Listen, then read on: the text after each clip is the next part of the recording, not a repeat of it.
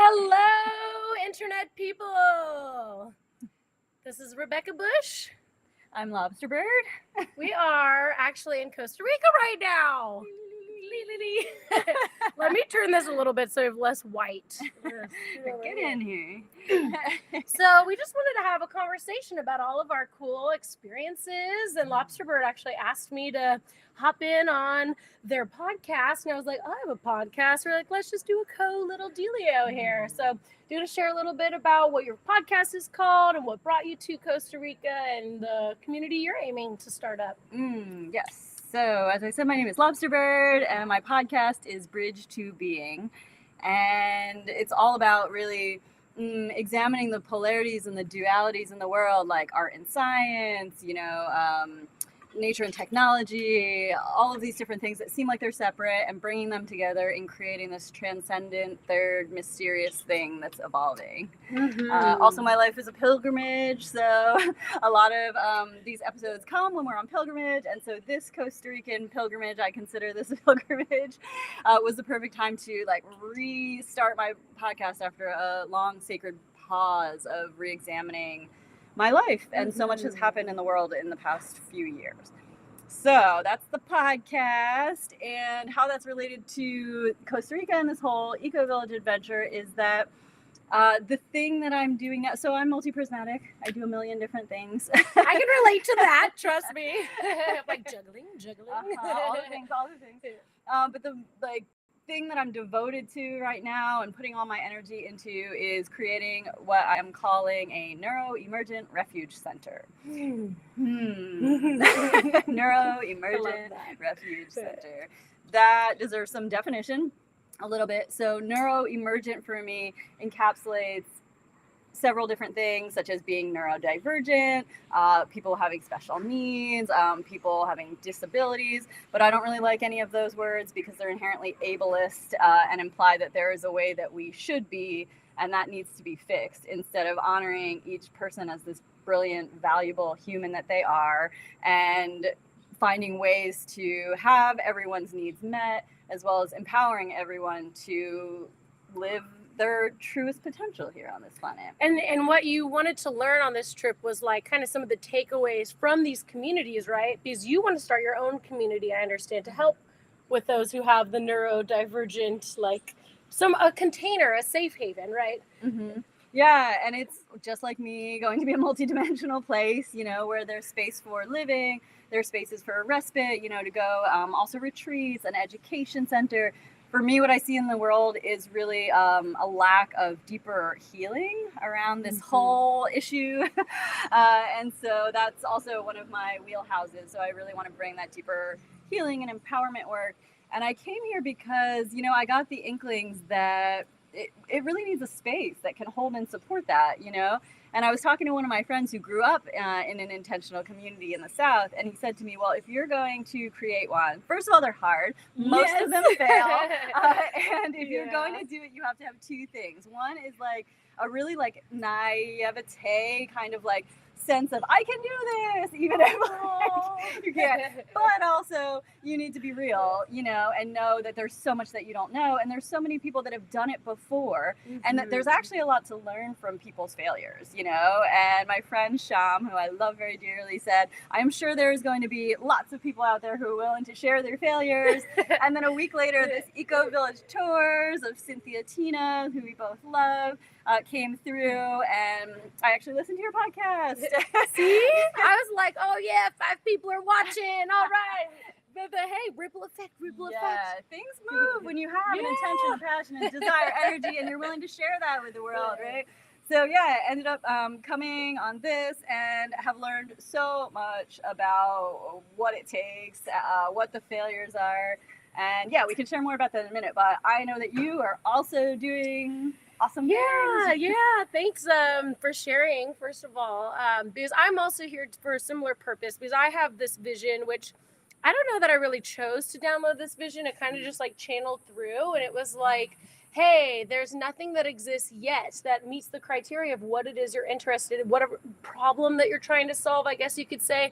And for me, it's that I wanted to come to these communities to see how they're set up, what are their legal structures that are protecting them, how is the land held and stewarded, and how are their food production systems, what's their conflict resolution set up, how do they vet new prospective residents, and get things going on the property, and really like honor that larger vision, but on a day-to-day basis and at a micro level. Because ultimately, again, like being vulnerable, I don't have all the answers, and I know that there's so much that I don't know, but I do know that I am dedicated to really determining what it will take in order to pull off this vision that I have here in there north, because we're in Costa Rica. I have sunglasses on. It is hot and very Sweaty. warm. Yes. But in Texas, there's a strong freedom movement, if you will, and a lot of people have like these decentralized homesteads already. They're growing food. Maybe they have 5 acres, 10 acres, what have you, and they're stewarding the land. But I really felt like a larger parcel, like over 100 acres, where we could have at the heart of the community, obviously the food production, but a co-working space. Because I'm really interested in counter economics and building alternative institutions, and essentially like an alternative human settlement where the land is the first partner. And ultimately where we can really foster a sense of connection, not only to the land, but to one another. And I feel that peace through commerce, creating cottage industry and products that we love, and events and healing retreats and space to really explore and cultivate a desire to pursue those sort of efforts. So I'm like, let's do this eco development, Central Texas. Let's buy over 100 acres. Let's find other like-minded folks who want to jam, and just show folks that there's another way. And that's why I was like excited about this tour, because it's like they're kind of, in a sense, and maybe we can touch on this because you went on the first leg of the tour. Some of the communities have been around for years, and some of them are just forming. And it's like really, honestly, been humbling to see the amount of time that it takes even to like, develop out roads, which some still didn't quite have. I like the picture that you posted, like, the roads, man, the roads. But yeah, I mean, what's like been your takeaway too of like, because I've only been on the second leg, and I could speak even on, some of the beautiful things I've seen and some of the things that are the hardships of building out communities like this. Like, what was the first leg of the tour like for you? And like any communities that really stood out and resonated? Well, yes, I also just want to resonate so many of the things that you said. I also have that same feeling, like this was gifted to me, like to find a way to steward. And as part of that, the earth is really an integral, obviously, part of that, a part that needs to be uplifted also and empowered, because we've had so much destruction going on. So I mentioned that too, because in a kind of meta way, like zooming out on your question first before I get specific, is that what strikes me the most is the incredible diversity of all the different places that we've gone to visit. Yeah. And for me, like one of my primary like pillars and values and tenets is biodiversity. I also do permaculture design. I'm an herbalist, like all these things. And, so we know now, I'm sure you've heard Rebecca talk about this in her field, but I'm just starting to talk about this with my people, is that, biodiversity in terms of plants, in terms of our food, is incredibly important, because we've had monoculture cropping that's destroyed the soil, yet our bodies, and blah. Yeah, we're done with that. And so we know we have to have biodiversity in order for the earth and ecosystem to thrive. But equally as important to me is the biodiversity of humans, right? Which we also have not had and honored, right? We have all of these social and systemic issues, right, that make some people have more power than others, et cetera, et cetera.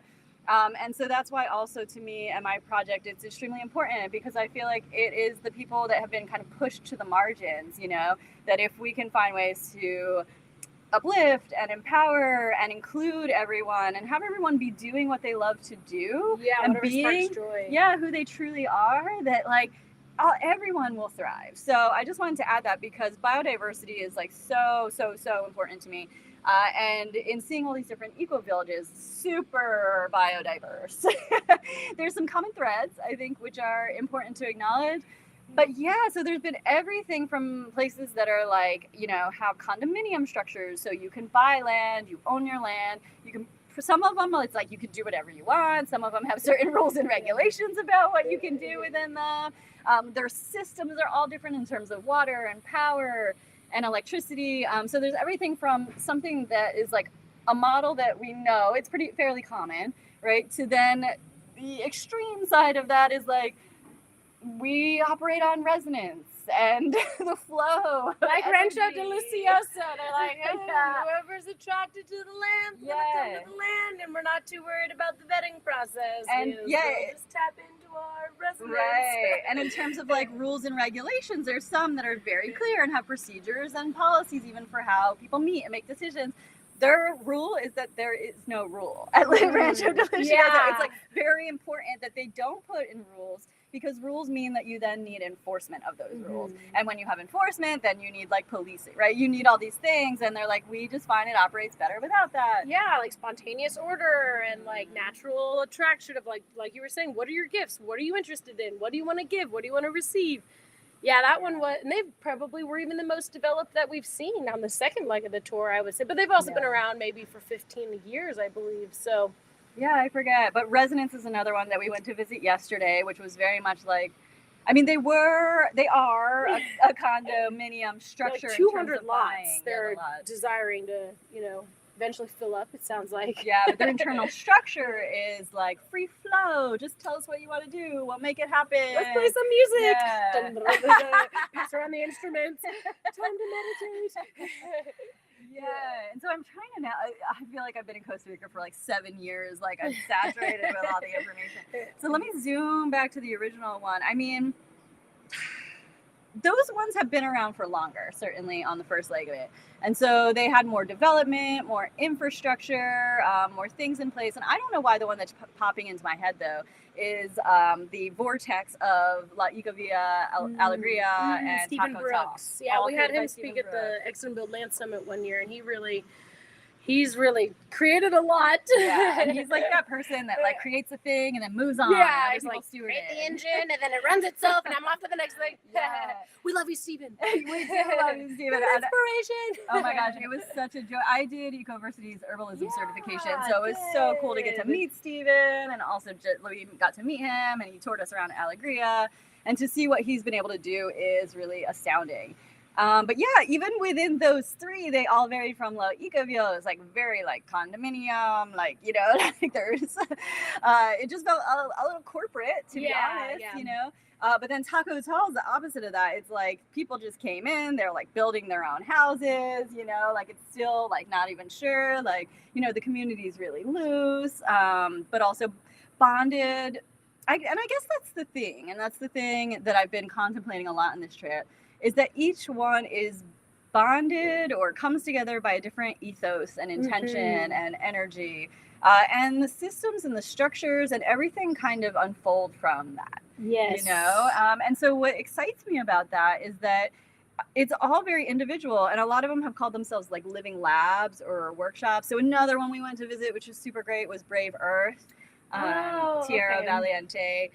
They were really amazing because their ethos is so specific. Like they're about like decolonizing the minds and hearts of everyone there, and really like having a symbiosis and a working relationship in conjunction with all life that's around them, really powerful, like it's so clear, like I'm having so much FOMO right now that I didn't get to go on the first leg of this. Like, yes, I think I'll just have to come back in June for the next time I do this Costa Rica tour. That was one of the better decisions that I've made.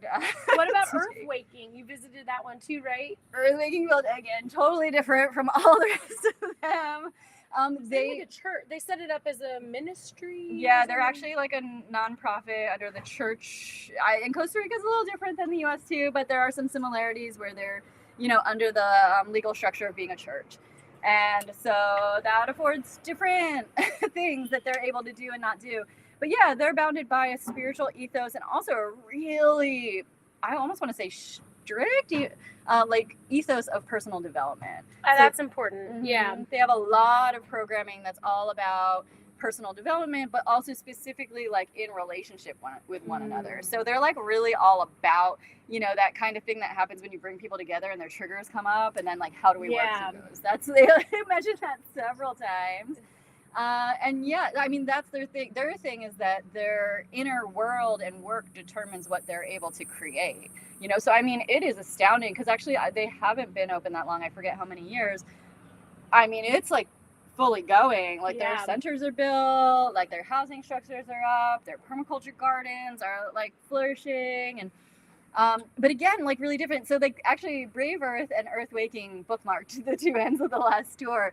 And it was really interesting because, I mean, there's also really a difference too in how different eco-villages are relating to the local ecosystem around them, you know, and whether or not someone is really participating. And so a place like Brave Earth really resonated with me by the way that they are integrating and also supporting the Tico community all around them, you know, so that, say, for example, food security isn't just for them in their little thing.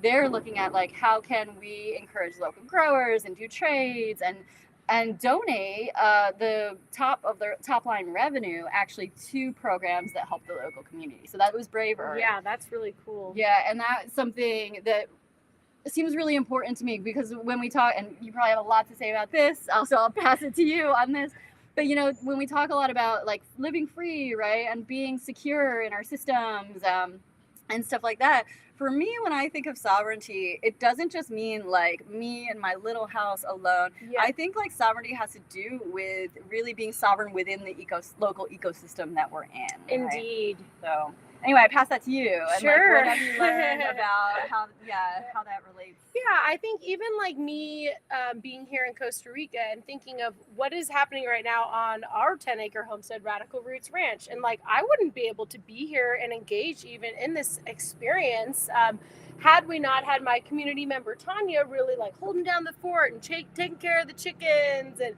even the dogs and the homestead and the house. And it's like we need one another. Like this whole thing of like I'm self-sufficient.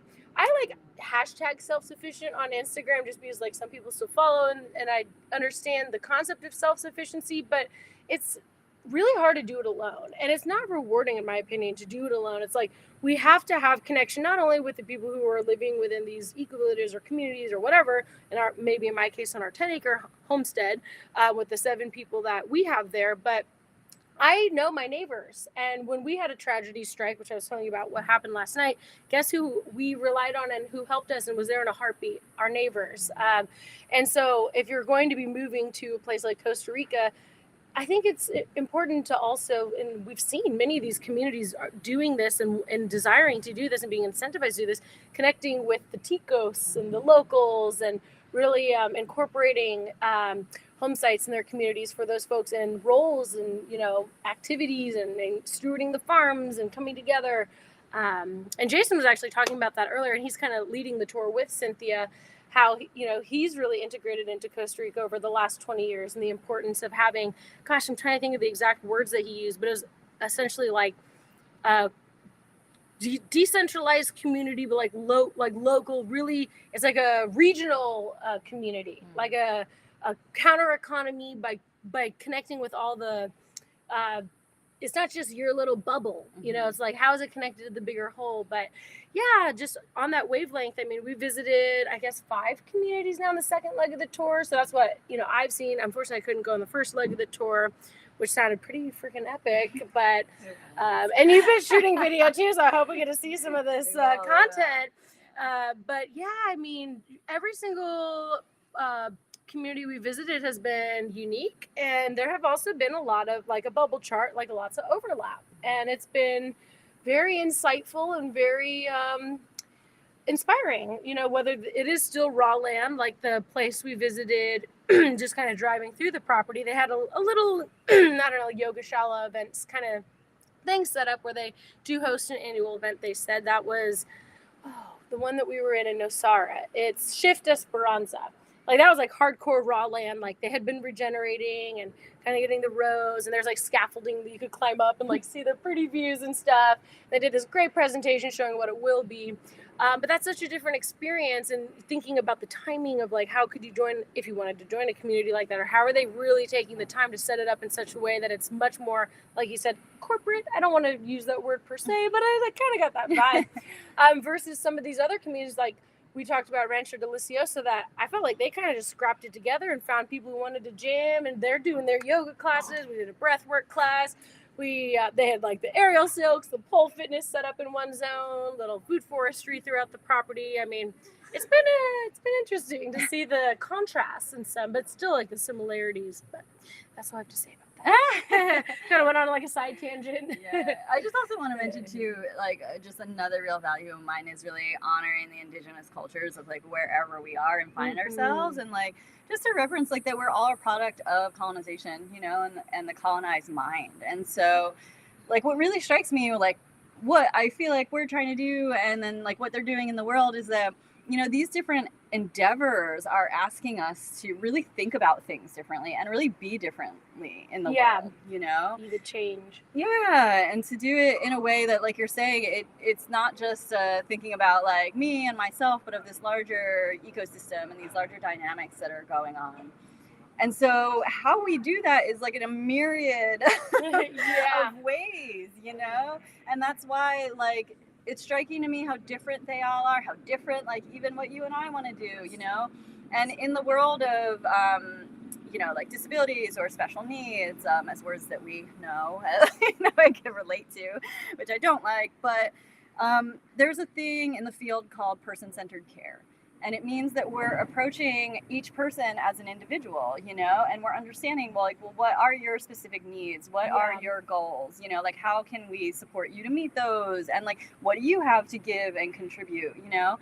And I think about that, and I think about that in terms of ecosystems, because even if you think of land environments, you know, that's like, as the land is a person, right? Yeah. What is the care that needs? So also just coming to my mind is one place we visited on the first tour that I loved, which was Verde Energia, just like green energy, but all in one word in Spanish. And it was so incredible what they've done there, because basically what they did, and what a lot of other places have done too, but theirs was striking, is that they bought all these like what used to be cattle farms. So they were just lands that were depleted and all grass, and just like the soil was just like sand, dirt, and clay, you know. And in 7 years, they've regenerated it so much to the point where the macaws are coming back, the birds that like were gone from that area because there was no ecosystem to support them. And now they have this like nutrient-rich soil, and they're growing all this food, and they have 3 separate farms. And, you know, now we're starting to develop systems, like you were saying, of distribution, you know, like for not just themselves, but other people, like a nexus of different, you know, like trade routes and new systems, so that we can start to expand on that. And so, yeah, just thinking about, you know, like if we're really rooted in where we are and where we're meant to be and who we are, you know, we have a sense of for ourselves what our needs are and what our gifts are and how to contribute, but also like what that particular land is calling for, you know, and being able then to like support the land, which is then going to support us, right, in terms of nutrients, and like supporting each other, because like you're saying, yeah, your neighbor will show up for you in the way you need if you can, you know. And so, yeah, just like more and more of these spaces, I think, like it's been so inspiring to see that they're happening, you know, and that they're able to happen in unique ways, that they are these living labs and experiments. I think that's maybe one of the biggest takeaways I have, is that no one person has it figured out. And there's no right or wrong way to do it, because everyone's unique, and each individual is unique, each community is unique, and each vision's unique. Yeah. And so like, yeah, so it's just this like continuing, ongoing experiment, and like it's always going to change. Like if you have a new community member, like that's automatically going to shift like how things are working. The energetics. Yeah, it's giving me a lot of hope. So I just kind of downloaded a thought when you were saying this prophecy of the eagle and the condor. Is that so? I was talking to Jason, who's one of the tour leaders, because he's been living here in Costa Rica for a while. And I was like, have you heard of this prophecy? And he was like, kind of, and I'm paraphrasing, explaining, in Costa Rica and in this area, just in general, not just the country, but this region, it's like the fusion of those worlds. And I think that's why maybe he was explaining like so much is happening here, and there's so many projects, and there's so much synergies, because people are like being called to this land, because there's like this transition occurring, this bridge, if you will, to this new earth where we are reconnecting with the land. And I'll just say this too, like being here, I love Texas, don't get me wrong, but there have been a lot of changes physically for me being here. Like I'm waking up on my own every morning at like 6 a.m., like basically with the sun, just shortly after the sun, one day with the sun. And just my energy levels have been different. I have had chronic back pain for pretty much like 10 years, and it's not perfect right now, but there's something about the climate here that like my bones just feel great. Same. And the foods we're eating and eating communally and with other people, like I'm just thinking of this prophecy and this like experience that I'm having, and it just seems like there's this timing of like now, like it's happening now, like 2024. There's this portal of like we're entering this new age of Aquarius or what. I mean, seriously, like I feel it here, especially like in my bones, and like that we are all going to be like cross-pollinating when we go back to wherever our home is, which I'm near Austin, Texas. You're near Asheville, right? I'm in Blue Ridge, yeah.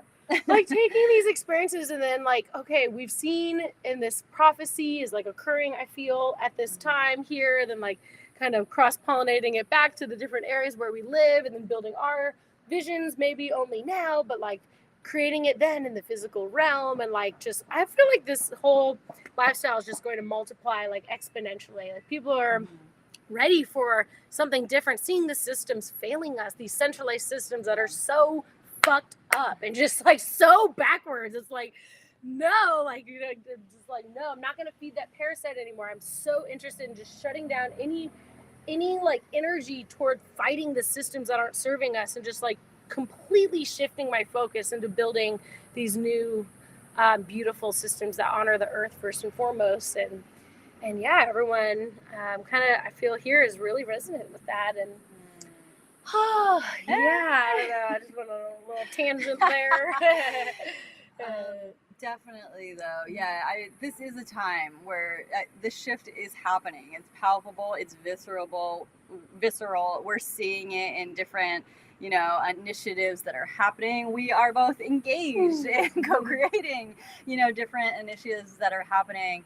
And I guess like I don't know, the last thing I have to say, but this is something that we talked about earlier, which I just feel is so important and a thread in what you're saying, is that, I mean, this has been my case all my life for various reasons, which I will not get into now, but you can listen to my podcast. There's a lot in there about this, is that I have been told so many times, like, that it's not possible, or that it's not the right way, or that it can't be done. Like I was always kind of like trying to bring things through before it was the time. And even right now, I have had so many people say to me when I started to reveal my vision for the Neuroemergent Refuge Center, like, well, I can tell you why not to do it. And there are people that have like lived in intentional community, or have tried to create one and have been like, either they've said like, really the better thing is to plug into one that you can find and go there, or just don't do it, or it's going to be super hard, which like of course it is. Creating anything is hard right now. As an artist and an entrepreneur, and anything is going to be hard. But I've been contemplating this because for me, I operate in life, but even with this, it's like you, this thing has come through and to me, and I don't see anything that meets like kind of like non-negotiables and the values that I have, right? And the things that I feel like need to happen. And so I feel like if something doesn't exist, someone has to create it. If You're it has that to someone, be me, I'm that someone. You're that someone. Let's go. Right? I'm also equally open though to the fact that I might find this amazing place, and I might see it lacking one thing, and I'm the person who's meant to bring that gift to that place. That's right? And open. And amplify it. Dynamic. But yeah, like what I love about that is like I kept hearing the other thing from all these people, and I said it to you one night. I said, people keep saying this, and like, you have this energy where like it feels like you're pretty set on doing it. And yeah, I just love what you said, is you were like, no! There's always going to be naysayers. People who didn't follow their dreams, they say, why should you follow your dreams? Drag you down, shut you down. I didn't do my thing. Why should you do yours? They're disconnected from their inner child, their calling, and their purpose. So it hurts them to see you channeling this optimism of, I can do it. We can do it. It's like, yeah, it's like this weird validation of their failures. And so I feel like, you know, we're going to fail in ways. There's always going to be failures. I just had a failure last month in December, and even I was like, oh, they didn't want to do owner carry, and this is so depressing, and I got in a funk. But you can even be your own worst enemies, being that voice inside your head saying, I can't do it, there's no way. And then other people saying, you're like, oh, I guess we got to agree on that. But it's like shutting down that voice and just really tapping into like that higher vision of like, this is my calling, this is what I'm meant to do, and knowing that inner knowing. And that I would love for you to share, if you're open to it, the call that you had and the last thing that was said and how it resonated with like, hey, I have a need for this. And you're like, oh my gosh, that's like literally the vision of what I want to create. Oh shoot, yeah. I was like, wait, what are you The talking same about? day we had that conversation, like you had that's like, it's just the universe speaking to you of like, Yeah. this is meant to happen. It's meant to happen now. And you're like destined to like bring forth that. So Yeah, well, totally. So I'm going to go meta again for a second, and then I'll answer your specific question. But what was coming through to me too is that once again, in this idea of like person-centered care, which like, or, you know, like being-centered care, we could say, because the earth is a being to me, right? Like a tree is a being. But in this realm of that, it's going to be different for every single person. Like some people need and want to plug into a community. Like, so people need to be creating the thing, right? And they have the gift to bring. Or you might be the person, you know, like with the vision and with the capacity, you know, to hold the space for the thing to come through.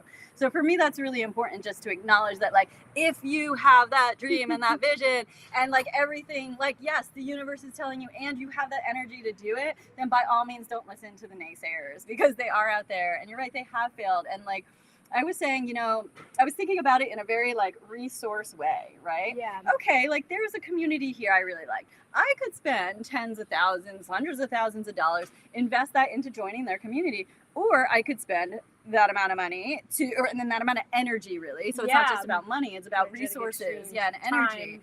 I could spend that doing this thing right over here, which is like something that's coming through and coming of my own being. And like no one way is easier than the other, because both are going to have their hardships and their challenges and their failures, you know? And so, you know, also for the people that are telling people not to do it, I would just like encourage, like, let's think about it in a more person-centered way. That's true for some people. That's not true for other people, right? And so in my case, like we had this like powwow one night and you were like empowering me and I was like, yeah. And then I think it was the next day. Yeah. I had this call and I mean, it really just happened. So I'm a little sensitive, but basically like, I was talking with this amazing human who is in the financial sector, like a total rising star.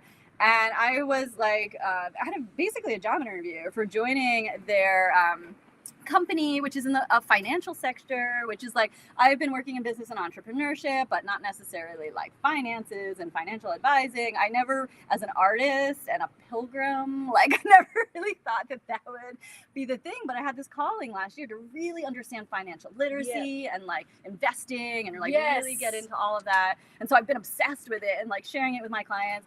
And so their company was hiring, like, and I was like, I don't know, like, let's just see. So, you know, we just had our like final interview the day after. Rebecca was like, do it. And,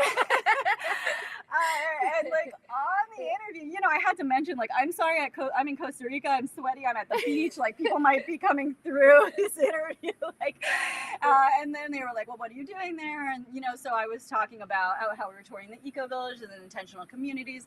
And that's like really all I said. We had like a whole other thing. But by the end of it, we were all like, yes, I feel like this is a fit. Let's do it together. And it was literally in the last few moments of the interview where this incredible human said, you know, I also have a vision for creating an intentional community for people with autism, because my child had severe autism and I want to, you know, create a space for others to be able to thrive. And I was like, and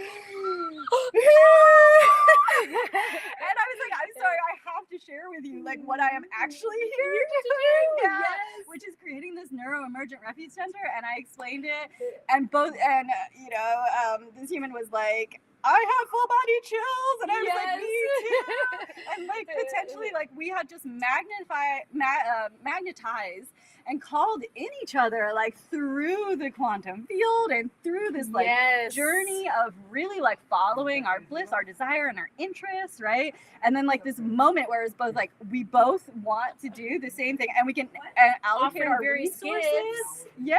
And your skill sets and your passions here, and the financing is really the missing piece to the puzzle. So it's like all these, just putting it out there to the universe, and then you get connected in one way, and then it's like, oh my gosh, we were like destined to like partner or collab or like connect at this time. And I think earlier that day too at lunch, we happened to sit by each other, and you're like, yeah, after this, you know, I'm gonna do like a little 9-day brainstorming to get the business plan together. Oh, I'm doing a creative retreat to like, It's like, so it's like weird how the ideas, then they become conversations, and the conversations become actions, and the actions become the entities, and the entity becomes the physical land, and then the people get attracted like magnets.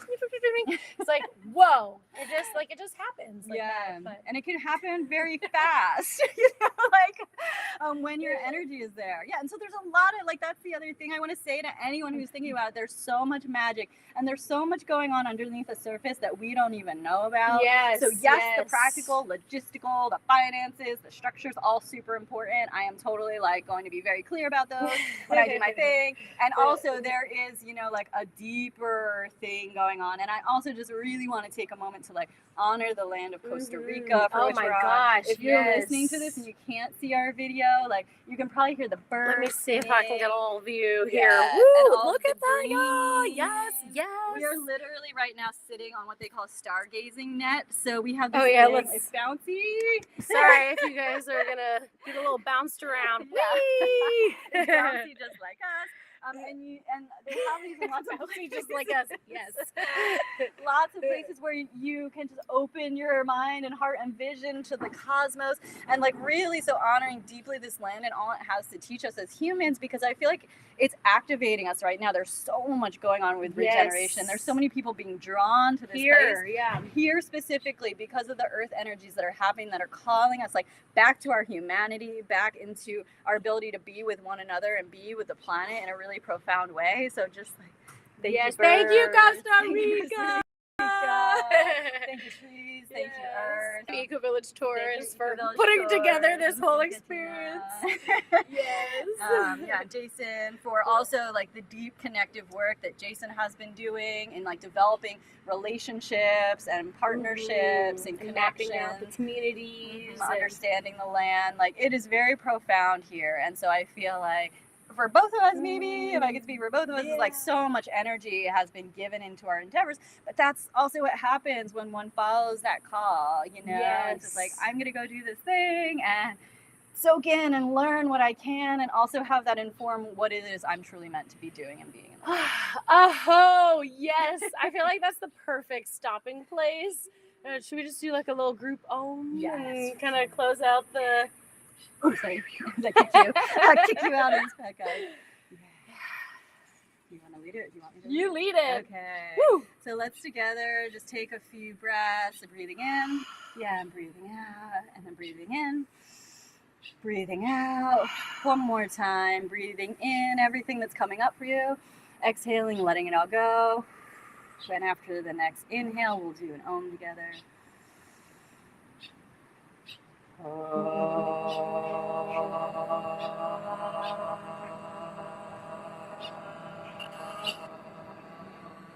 Let's do 2 more of those. Breathing in.